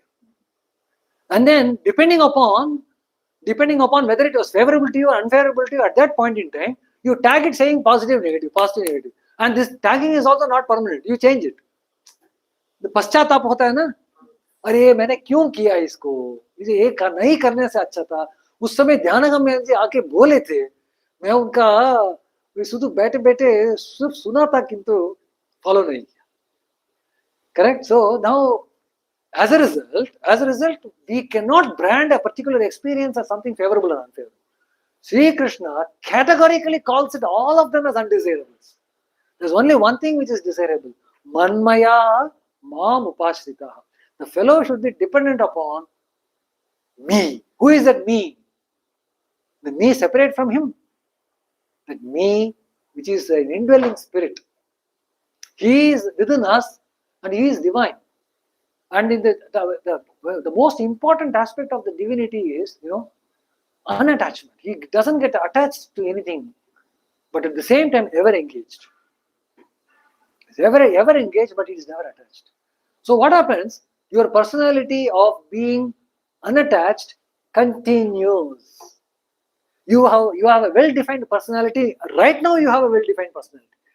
Otherwise, nothing can be actually said about your personality, because it is something continuously changing.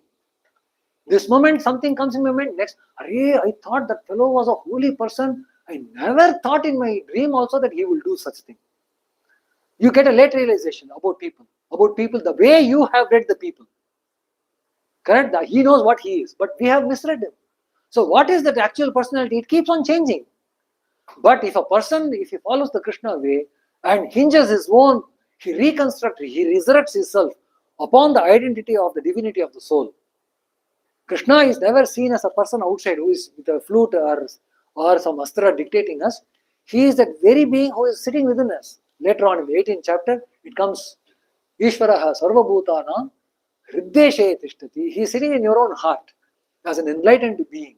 And he is the person who is making you, so to say, who is engaging you in various kinds of action.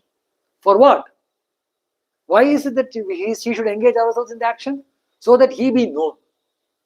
We are currently not knowing him. So we are engaged ourselves in action in order to know him. That is the ulterior purpose. In fact, philosophy says that all of us are actually acting, that we are what we are. In reality, we are not this. When we actually come to a drama stage and then engage in a play, in a scripted play. Play is always scripted, right? So each has a role to play. Not only a role to play, each has got a well-defined dialogues to even render. Now, given that situation, when the play is in action, can anyone get exempted from the role? And he has to play truthful to the role. If somebody comes and tells from behind the screen, a person is acting in front as a beggar. Okay? And from the behind the screen, this beggar, who happens to be a father, a rich man, his daughter is there in the assembly, in the audience. But the daughter is not matured enough to understand that this is a play. So the daughter understands, this girl understands, that the play should not be disturbed so blatantly.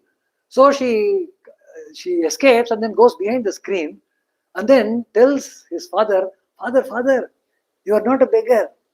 You have got 5 Rolls Royce in your house. And you are Microsoft or you are some company owner and something or other. And, and I am your daughter.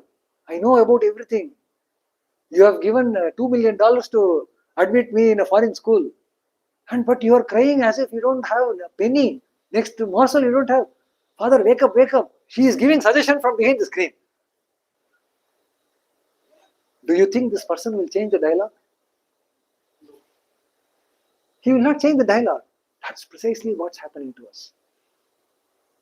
In spite of The scripture coming behind the screening and telling us repeatedly, hey, you are the divine, God gifted, you are the potential ruler of, so to say, potentially, you are the, you're potentially divine rather. And you have all the power within you. You can achieve whatever you want. You are the very repository of strength and blessedness. There is no ignorance and there is no weakness upon you. The scripture is coming and repeatedly telling from behind the screen. But then we say, now let me finish this particular drama. This drama is going on. We are so engrossed in this drama. So Maharaj, can I comprehend it like the way that Krishna is the highest or the best plane of the being? Of the being, absolutely. Absolutely. He is identified with what is best within us. What is the best within us? If I ask, somebody asks a question, Acha, what is it that you have with you the best? I cannot talk about my hands. I cannot talk about the nails I grow. I cannot talk about my hairstyle.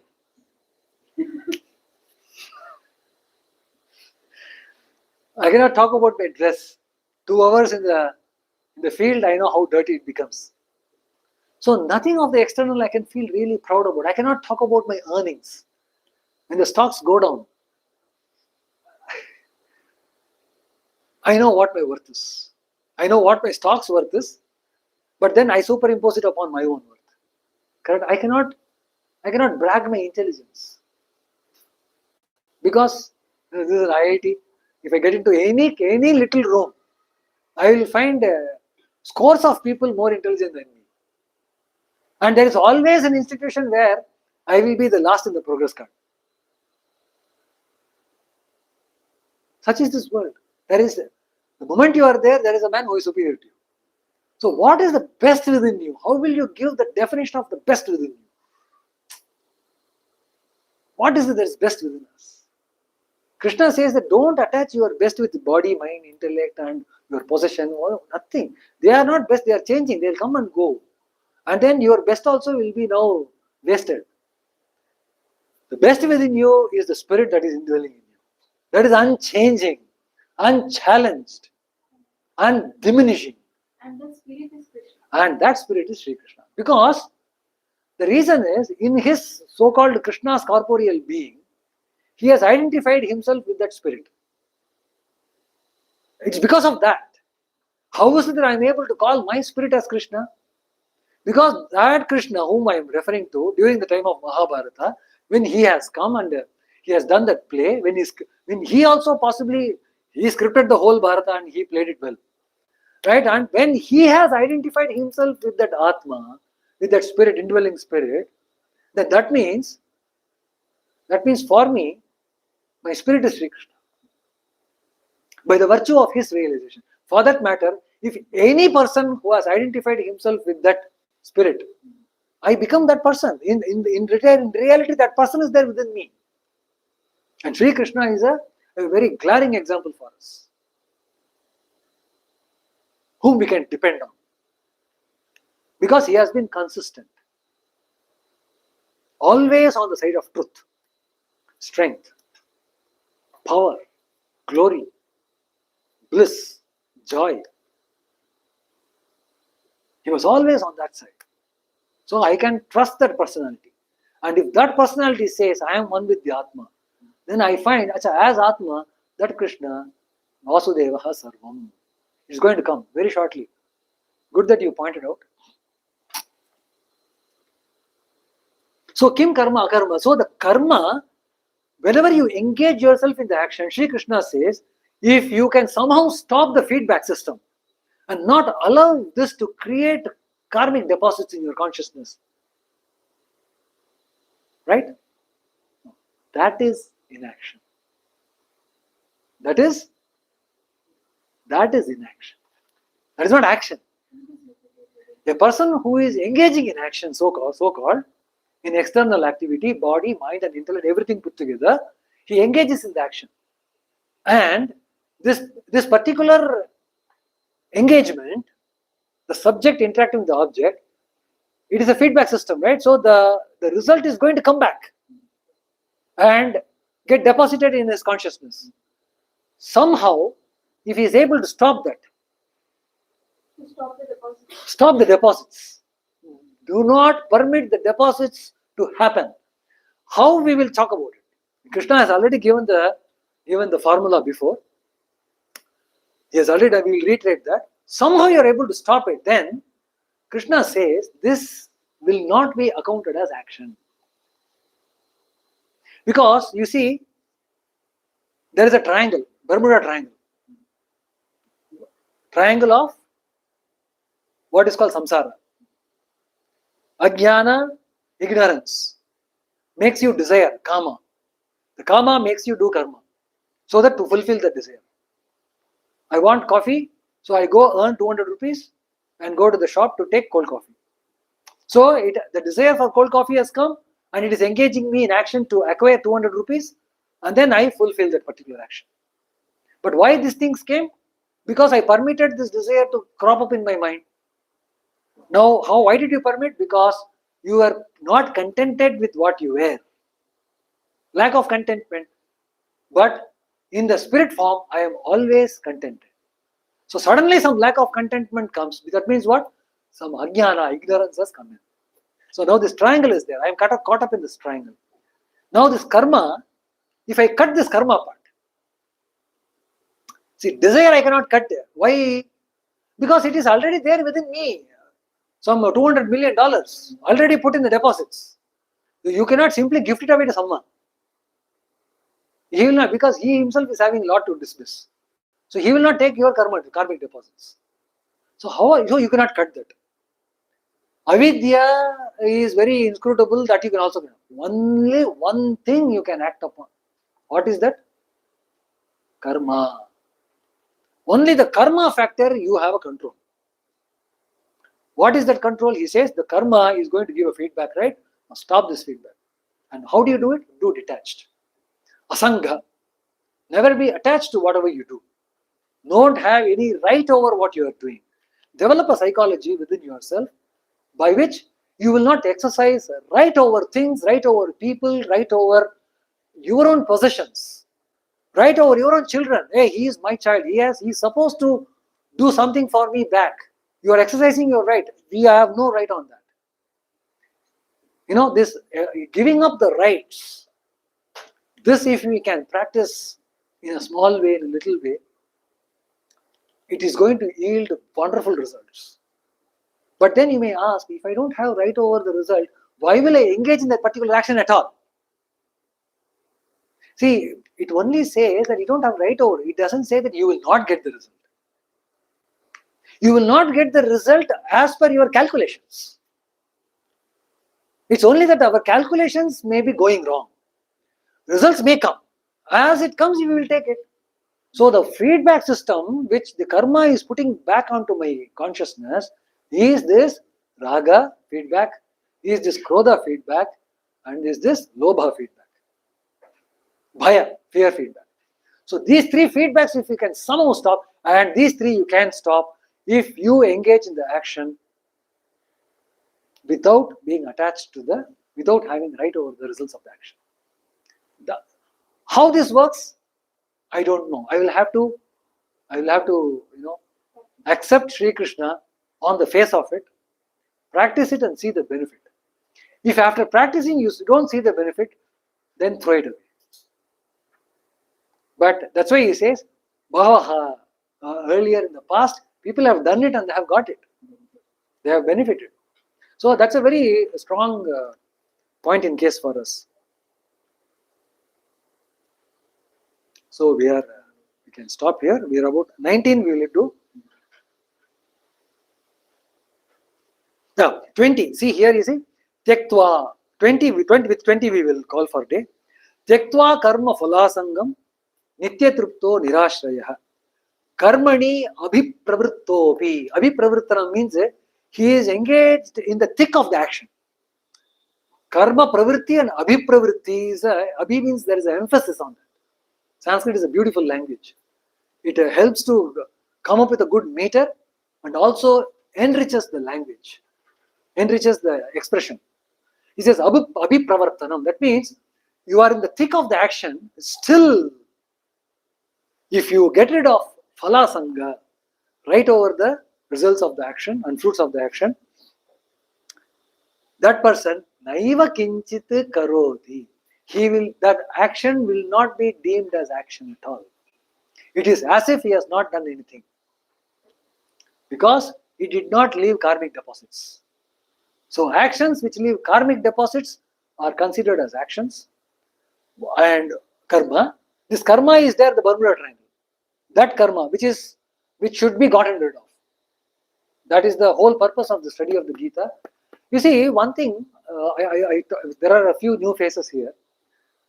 The previous two classes also I said this. Have you seen a video where a guy leads the entire flock of sheep, goats, around a bonfire?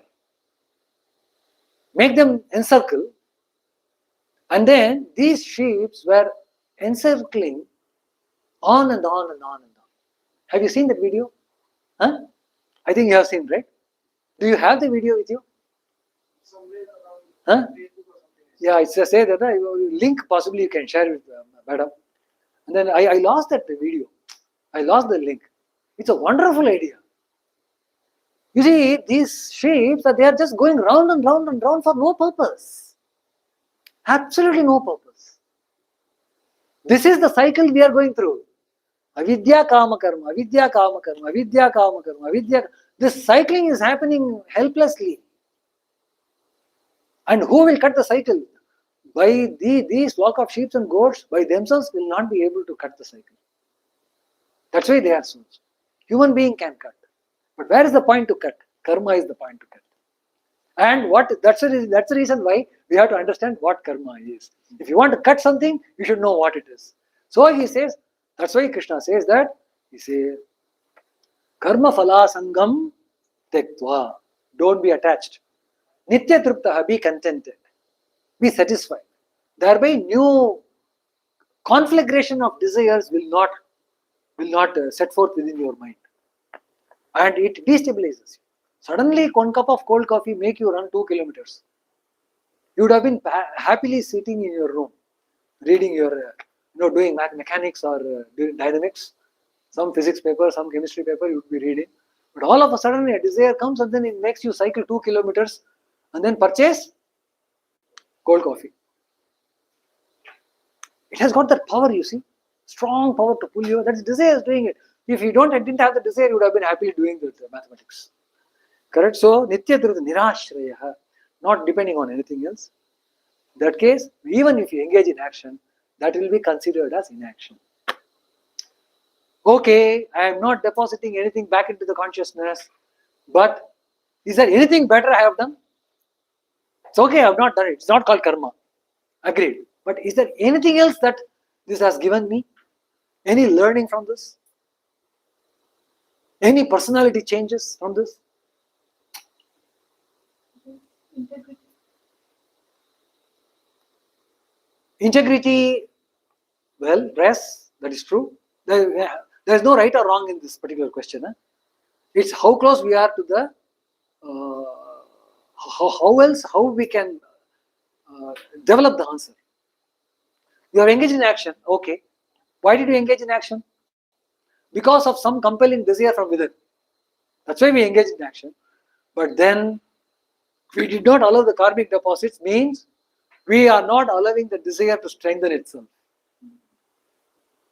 That is the benefit.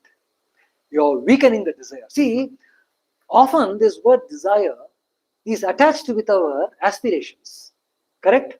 When we say we desire, we take it to be aspirations.